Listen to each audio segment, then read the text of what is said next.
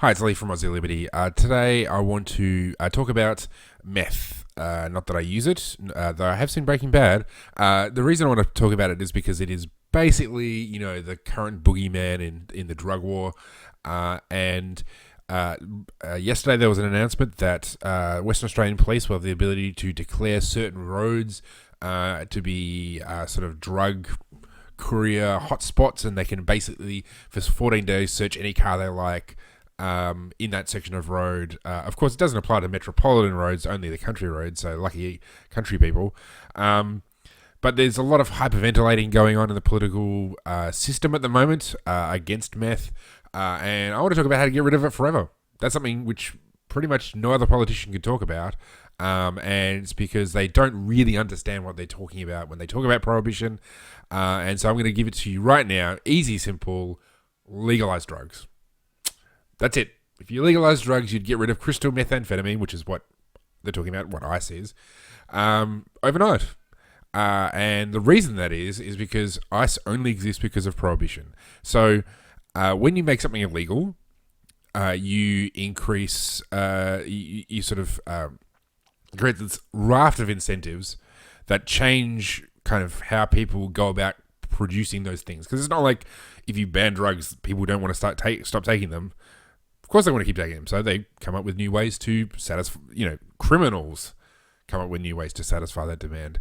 And one of the incentives is to make stuff more potent. So as Johann Hari talked about in his recent book, Chasing the Scream, he said that in the day before alcohol prohibition in the US, the most popular drinks were beer and wine. The day after alcohol prohibition in the US, it was the most popular drink was beer and wine. And in between those days, the most popular drinks were vodka, whiskey, and moonshine. And that's because if you're going to, transport, smuggle, produce this prohibitive substance, what you want is the biggest bang for your buck. Now, if you want to, in the case of alcohol, there's not much buzz, there's not much alcoholic content in beer and wine.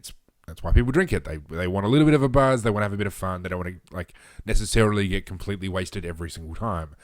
And it's the same with drugs. So, there are legal forms of of amphetamines. Ritalin is an example. If you take weight loss drugs, sometimes they're amphetamines. There's a variety of forms they come in, but there's just not much potency in those tablets. Where if you create this crystal methamphetamine, if you concentrate it and purify it and make it very potent, then it's much easier to transport, it's much easier to sell. And so you create all this stuff. So heroin exists. I mean, there's legal forms of heroin, there's legal forms of cocaine, or there was legal forms anyway of cocaine. People used to drink coca tea. It was coca leaves in hot water. Heroin was very similar. It was again, according to Johann Hari, that he talked to a guy who said the most popular form of opiates in America, one of them was essentially like an elixir from the pharmacist. So in all these cases, and it's actually something similar with it. I know that I've talked to people, they say, we can't legalize marijuana because there's all this hydro stuff everywhere. It's super potent. Well, the reason it's super potent is because of drug prohibition. So if you want to have safe, legal, if you want to get rid of these super potent forms of drugs, super unreliably potent forms of drugs, then legalize drugs, and you get rid of it overnight, because it changes the incentives from having to give the biggest bang for their buck in terms of production and in terms of sale and distribution and transport, and it has the same old market form. So when you go to a bottle shop, there's a variety of alcohol in a variety of strengths and a variety of flavors produced by a variety of makers, and you can have whatever you want.